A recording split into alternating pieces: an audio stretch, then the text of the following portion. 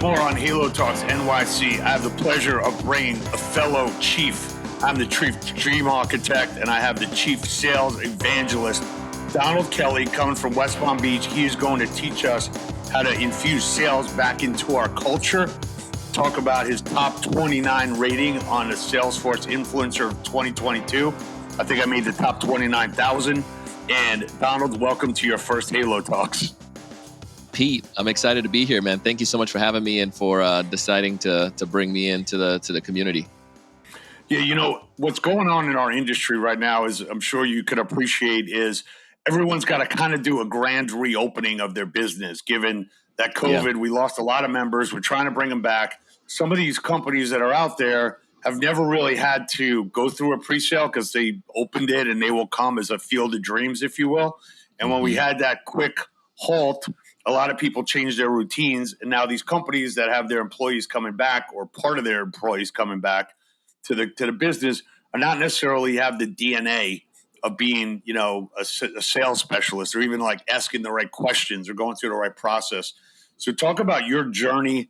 You know, you read a lot of books. You were trying to get better at this, and then you realize, like, hey, there's not a really good playbook out there. I just got to create my own playbook and educate everybody else. So talk about how that happened and kind of where you got to now, and then you know how in demand you are, because sales is the lifeblood of most companies. 100%. I couldn't agree with you more. One of the things that I have come to realize is that the most effective organizations, they all have the pedigree that everyone in organizations in sales. I mean, if it's somebody, even if it's like a brick and mortar with like a cashier at the front, all the way down to like up to the executive, if you can have that sales mentality, it's going to permeate and have that permeate that organization. It's going to be a very, very well-oiled, successful company. And here's one of the reasons why. Passion is critical, because if you have people on your team who don't believe in what you're doing, then why are they even on your team? Everyone that's in that organization should be so passionate about it, even if they don't desire to go out and knock on doors or go call people and tell them about it. They should be willing to be those evangelists, so to speak, with anyone they meet about that company. So I think that's first off, that is critical to help establish that, especially as we're coming back and open up back our doors. Now, my philosophy and the things that I've gained, my experience go back from, I grew up in Jamaica as a kid. And one of the things that I did was, everyone in Jamaica was selling. Like the economy is a third world country, right? So you got to figure out a way to survive. And education is great, but the problem is you don't have a lot of jobs. So people just start creating businesses. So entrepreneurship became a way of life for many of us. And I would see my dad and my mom and my relatives. And that kind of helped me as I continued down my path. I eventually got into B2C sales, business to consumer sales in college. I sold, the first thing I sold was Dish Network over the phone. Then I got into timeshare. So getting people to go to timeshare meetings and meet with the sharks, what we call them. From there, I got into doing door-to-door security. I became a server at a restaurant and was one of the top servers there. And all of these customer service skills were helpful for when I went into the technology world and started selling technology to individuals and to governments. And then finally, got into software and managed IT services. And started a software gig with the knowledge of how can I took everything that I was learning from my college years and then my early start of my career. And when I started getting into the business to business sales, and I just found that I got kicked in the face, Pete. Like I got kicked in the face selling to one market versus jumping into this bigger market, selling to some of these bigger companies. I had a really hard time. And that's where you came from with this idea of like, what did I do? So I started to I read books. I started to listen to podcasts. I started to read YouTube. I used to watch YouTube videos. And, it just came down to that you needed to act. And I started to act. And unfortunately, I did find a training program that was able to help put me on the right path. And then from there, I just started piecing stuff together that I saw worked from different individuals. And it led to me to be one of the top performers in the company I was working with. So, I've been in sales roles, my whole life. Maybe I don't have the sales title on it, but what I've learned, incoming and outcoming is, if you're so passionate about the product or service personally, and you can evoke that kind of passion about what you have and how it can help someone else, there might be different ways of presenting that to different audiences. So as you go in and kind of diagnose, like, here's a sales prospect, and use whatever example you want, there might be somebody that says, hey, I've got these frustrations, and here's how it's going to be solved. I'm spending this much money. You could spend, half of that money. I'm going to save you time. So what have been some of the key takeaways, or, is there kind of like, you get to like an inflection point and then you're like, all right, by the time I know everything that I need to know by qualifying this lead, I know I got to go frustration route. I got to go, an Excel analysis. I got to go, more qualitative versus quantitative. So how do you get to that decision point, and how does your playbook kind of like roll out from there? Yeah, great question. If I understand it correctly, like I feel like the inflection point comes when you're like in most processes, many sales processes going to start off with them doing the initial conversation, whether that's from cold outreach, like you said, or inbound. You have that discovery call. You might bring other people a part of that process that's going to help make the decision, and then obviously you're going to you're going to do the close. Maybe you present your solution on a separate call, or maybe it's the same call, and then obviously you go for the close. I think if I understand correctly, the inflection point, like where does that magic really start happening? Where does the transition come from? I think the critical component is the discovery. And here's the reason why I feel so. Many people can talk to you about the features and benefits of their solutions. They can talk to you all day about how it was made and so forth. But the hardest thing that they have is helping to establish a bridge between the value that that solution has to what you need, or to the problem that you're facing. So I find it that I find the discovery as the critical part. I tell people that the close begins in the discovery. Sometimes people want to wait till the very end and then try to do discounts and try to do all these old-fashioned things like Ben Franklin close and all this garbage. And I'm like, no, if you can't do a great discovery, you're not going to close. And the discovery just needs to be it needs to be a point. By the time you get down to the closing, it should be just more of a natural conversation to say, okay, what's the best option for us? How do we move forward? How do we pay for this thing, or whatnot? So, but that critical component is a discovery. Yeah. When you look at the health club industry, as that's basically like the core business that we're in, that we help advise. Some companies have a really good script set up that says, okay, I want you to, walk them around the club. As you're walking around the club, I want you to ask them these key qualifying questions. When they get back around and you get to the desk, like I want you to know a certain amount, and then I want you to figure out, like, here's the 3 membership options. They're going to try to shoehorn you into each one of these.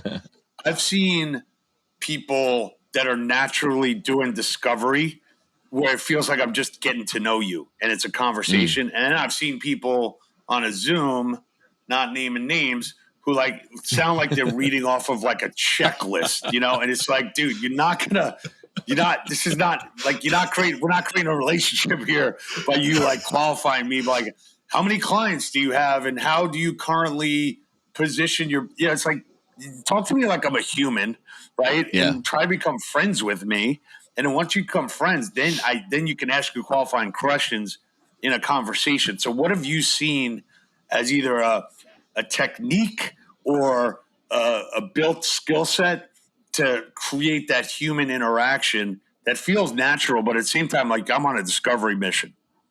Yeah, I think the biggest component there is it's preparation before the call or before the visit, right?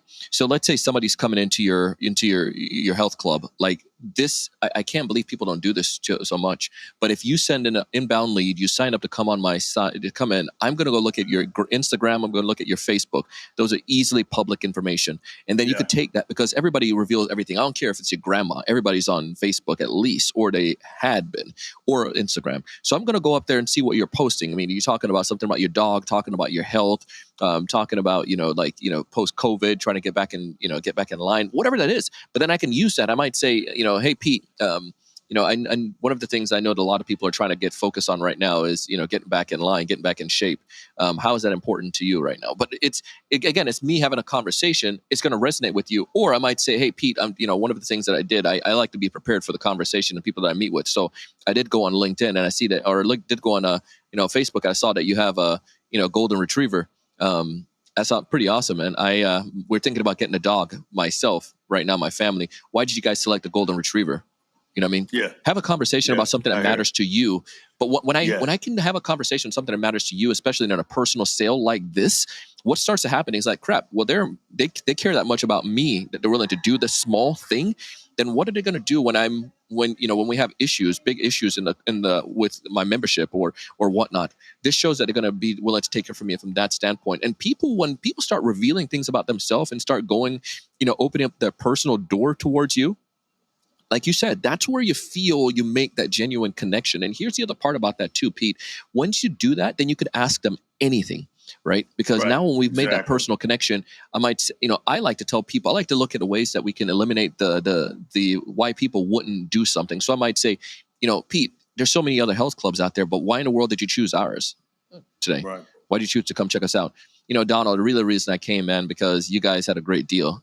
Then this is one of the key questions I love to ask. Is there anything else?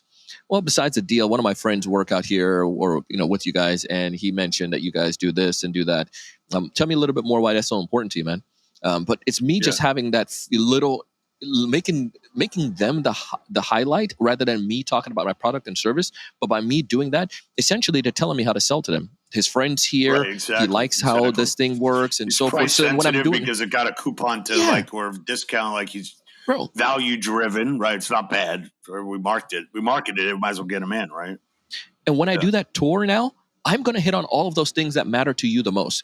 Be like, hey, I know you're pet friendly, so we actually have a spot here. If you do bring your pet in, they can chill right here.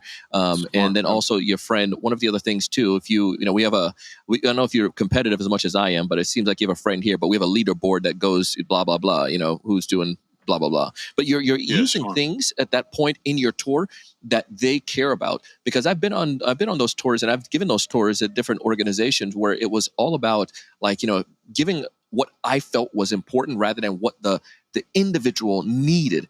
And sometimes you may have 30 things on your tour that you want to point out, but bro, I probably just need 5 things. Focus on those 5 things and give me that, and then I'm good to go. You know what I mean? And I'm more than willing to make that investment. I gotta tell you this quick story here. It's one of my best friends and a guy who runs a company called Promotion Vault. He used to be the top sales guy in Venice Beach at the World Gym, and his name's Brian Mitchell. And I said, "Hey man, what was your script, or what was your shtick?" And he said, "What I would do is I'd bring someone into the club. They'd come in, and I would inevitably get to the dumbbell section. And 80% of people that join a health club want to lose weight, right? So they'd say, Brian would say." To Donald, hey Donald, what are you trying to achieve here? Like while we're at the dumbbell section, like, yeah, hey, I want to lose 25 pounds. It's like, do me a favor, man, pick up the 25-pound dumbbell, and he would basically walk around the club until Donald said, hey Brian, do you mind if I put this 25-pound dumbbell down? It's kind of heavy. He's like, much better you're gonna feel when you lose 25 pounds. And bam, that was the close right there, because like that shit's heavy, dude, and you're walking around with an extra 25, right? So like now, how are you gonna feel? And it became like that aha moment of like, all right, that's that. Now I get it. Now I feel it. Now I know what you're talking about. And now I believe that you could get these 25 pounds off for me if you're the authority on this, right? So let me ask you one question. I had to get that story out because I know you probably like it. When you talk about like closing someone, right, that feels like a 1980s like used car dealership term. And the future of strong recurring revenue businesses is building a community, bringing someone into a pseudo cult. I wear the Soul Cycle shirt. I go to Soul Cycle 5-6 days a week. You go take a Soul Cycle class ever? I mean, this thing is like, oh man, so it's high intensity cycling. And it's got some Zen to it. It kind of represents like my nightclub behavior at a certain point in my life. That's been a long time ago, like 3 weeks ago. No, like 10 years ago, when I used to go to a nightclub. So I get the dancing and, the music. I get, the entertainment. So it's instead of drinking alcohol, you're drinking water and you're in this, live concert effectively. And it's also kind of like my Zen, like my synagogue, if you will, right? So it covers those 3 things. So if I'm going to bring someone in to this experience, do I want to use the word like someone closing Donald, or like, yo, we closed Pete on a 10-pack, we closed him on a membership? Or should the narrative be like, hey, we just convinced, this person who's got the same type of DNA of being like a type A and being an athlete and a weekend warrior, he's now part of our community, or he's like, we now have like a real relationship. How do words matter to you, and how do you kind of craft your sales narrative to make sure that my salespeople are speaking my language? They're not speaking a cutthroat language that isn't. I'm not treating people like they're a credit card. I'm treating people like they're a human. Yeah, 100%. No, I use the word close because it's a very common language in which people understand like what I mean by that. But each company may have their different terminology. In our system, we use conversion. So like we help somebody to convert into one of our programs, and it's not so much we help them, but the goal is I define selling as helping people to convince themselves for something that's in their best interest. And it's not, if you convince me to do something, there's an issue on that, because Jeffrey Gitomer says people love to buy, but they hate to be sold. And I think he borrowed that from someone. But the concept, though, is like, it's so true. I love to buy, but if you tell me that I was, if I tell you that I was sold this shirt or sold this membership, there's a high probability that I might return or cancel because I wasn't engaged or a part of that. But if you can meet somebody that says, I became a member, I joined, I'm a part of, I'm a whatever the term is for soul cycle. I'm a soul cyclist now. Like that person, they're part. They feel that they made that decision. So either way, I mean, in my usage of that, it was just to explain. But the point though, like in the working with a client, would never use that term of you're closed. I would use the term of like, welcome to the community. We're excited to have you in a part of TSC. We say we're excited to have you a part of the TSC team or TSC family. So they feel like they're coming into our community. Where they get a chance to be learn from us. So it's so interesting you say that. Yeah, I got to tell you one other thing that goes on in the industry. Let's do because it, man. You need to. I love know your this. Stories, by the way. Thanks, no problem. I got a lot of them, dude. I tell people experience is what you get when you don't get what you want. So I got stories pretty much for everything right now, and I'm not afraid to share any of them. But one of the things that when you get onboarded into one of our clients or a franchisor, you do like a sales training or a motivational speech or what have you. One of the things that I've seen in a lot of companies, which is crazy to me, is they'll have a sales number for the month, and then they'll have a net sales number.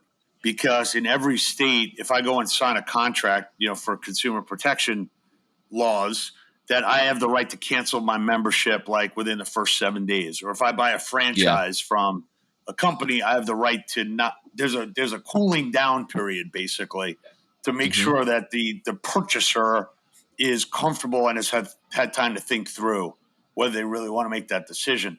And there's a number of health clubs that I've seen that would have, I sold 1,000 memberships this month, and like 250 out of that 1,000 like netted to only 750. So I'm thinking they must have the most hardcore sales process that 25% of the people are coming back and saying like, I didn't want to buy this, I got forced to buy it. And that's that's a big problem, because that not only affects your return on time, right, and your sales commissions, but there's obviously something inherently wrong with your culture, that might go back to like the timeshare days, way back when. I'm sure you're the most ethical timeshare guy, but like, they put you in a room and then the sales manager comes out. It's like, like an office, sitcom episode, right? So when you kind of go in and diagnose like what's wrong with this sales team or what's wrong with the culture, what are some of the things that you uncover that you're like, I get what they're doing, or like they're trying to jerry rig like the software for commissions, or they're trying to generate more cash, or like there's like what are some of the tells that you find that like I've seen this movie before, I know what they're doing? Yeah, I think one of the easy ones. Go back to what you're saying. Like the whole manager stuff. Whenever somebody tell me that crap, I'm like, bro, I see the writing on the walls. I want to see if we can do this, or I need to go do this. Like, no, you're trying to trick. Everyone knows like there's a buffer that people have when they're with their packages, right? So you can either do like maybe like a delta of like 10% in there. It's going to obviously tie back to that individual commission, but they try to use that. The other one that I see is when I did door-to-door security sales to consumer, I found out you never have to pay an activation fee. An activation fee or those administrative fees were always type of little swindle. So they might say, we can waive our activation fee. Like, bro, that is a bogus number in the first place. or right. things Do of me a that favor. nature. That was meant to be given away. You're saying, Yeah, yeah. It's like, come on, yeah, you're trying to hustle me with that one. And I think it just most people can sniff them out. I mean, there's so many of them that you can sniff them out that it's not there. But I think it goes back to the top of the conversation when we have when people are genuine with you, you start to you recognize that they're truly trying to help you. And then this yeah, idea, though, I did when I did door-to-door security. The way that we commission worked on this, Pete, was that you would get money. Say it's like $450 or 400. Let's just keep a round number, $400 for a security system, right? If you as a commission, so you get about $200 up front, and then on the back end you'll get about another two, or you get 300 and uh, whatever 250, and then you get the balance to 150 on the back end, and that's like 6 months later. And it was always fascinating to me to see that a lot of people who got those clients who didn't get a big back end check because of the fact is, like you said, they were just doing some kind of hustle or some kind of like trickery to get someone to sign. They force them based on fear rather than based on a desire to change, or right. to the benefit, the value that a person was going to get. And I just can't operate like that. It's for me, it's one, it's unethical, and then two, it's my words and my commitment matters. So if I give somebody that commitment that I'm going to help you, that I want to help you, that you're going to sign up, I don't want to lose that on the back end. I want you to change. I want your life to be better. If you're trying to improve your health, come on, man. That's a personal Yeah, thing. And if we can, because that gives the industry a bad name. It's not only giving me a bad name, it's now that person may not want to go into another health club because they're going to sure. feel that they're going to get that, even if it's no relation to me. But that now we're impacting that person's health and a person's livelihood. So it's personally commitment and personal committed. I'm personally committed in all my actions to be able to make sure that I'm being a representation not only of myself but of my industry and of my legacy that I'm trying to establish. And that comes from me just really wanting to help people. And Pete, one of the best way to help somebody is may not even be being helping them right now, because if you're Yeah, not a good fit for our club, why would I try to force you into doing it? Maybe I say, you know what, Donald, yeah, it sounds like you got a lot going on right now. I think it's best for you to look at doing, ease off on doing this, and then let's plan to come back when get through this family crisis or get through this health yeah. problem, or maybe they're trying to do something else. They might say, our health club is probably not going to be the best fit for you. I have a friend who has a Pilates studio. Maybe that's going to be the best thing for you to focus on right now, based on what you're Yeah. trying to do. Yeah, I mean, people that do that, I mean, the amount of credibility that you earn by Right? actually being able to say no is like paramount. That when they do want to come back, you don't have to sell them, or you don't even have to No educate way. them because they already trust you. That you help them make the right decision. So, look, man, welcome to the industry. In closing, Yeah. here we usually keep these podcasts so people can run or walk around the block in 25 minutes. So we're hitting our time, and we got a lot of knowledge here. You got any quotes that you live by, or quotes that you've developed over time, or any takeaway? And then we'll have in the show notes how we get Donald to your club or to your convention uh, Yeah. uh, once we post. Appreciate it. There's two. One of them that I kind of came up with. The idea is that in order to be successful, do the opposite of what everyone else is doing. And I feel that sometimes people, this part comes from, I think it was Zig Ziglar, it said, "You're born an original, don't die a copy." I always give credit back to Zig if I I can't like that figure it one. out. But but I feel that Okay. Yeah. sometimes too often, we try to do something and be exactly like other people. We share some insights today. I may give you some things that help you get inspired, to get motivated, or whatnot. But the point, though, you need to take it and make it you. You can't copy Donald. You can't copy Pete. You can't copy Lisa. Don't be exactly like us, but take the idea and be you. You have so much. You're an original. And the other part to this too is that I find that many people, especially right now, when people are coming back, and you find that people are coming back to health clubs and they're reopening, and numbers may not be as high as when they were pre-COVID, but listen to this. You created this organization. You have this franchise. You are helping change people's life. And you didn't come this far to only come this far. And it's something that I tell myself all the time. When I find myself in a difficult moment, I'm like, did I come this far after all these years of building this company? Is this where I'm dying? And it's like, no, I got more to give. I got more to do. There's so much more to accomplish. So we didn't come this far to only come this far. And this could go into your health too. You're working out, you're running that 3 miles. Did you come this far to only come 3 miles? You probably got another mile in you. Let's do it. Let's go. Put another rep in there. So anyways, that's what gets me fired up, man. Love it. Well, that's awesome. So I'm going to have to get your cell phone number. And then when I have a bad day, I'm going to be like texting you. I'm going to be like, Donald, what do you need? And you're going to have like a copy and paste, be like, have you come this far to come this far? And like caps and exclamation points, throw a couple emojis in there and then go Halo. So Let's go. I like it. Let's I like it a lot. All right, man. So we'll get this podcast up. We'll meet in person. We'll get you into our community. And when people need sales training, which they clearly need because it's the lifeblood of this business, you know, we'll get to DK and get you on point. So good to have you on board, man. And thanks for taking the time. Appreciate it. Thank you, Pete.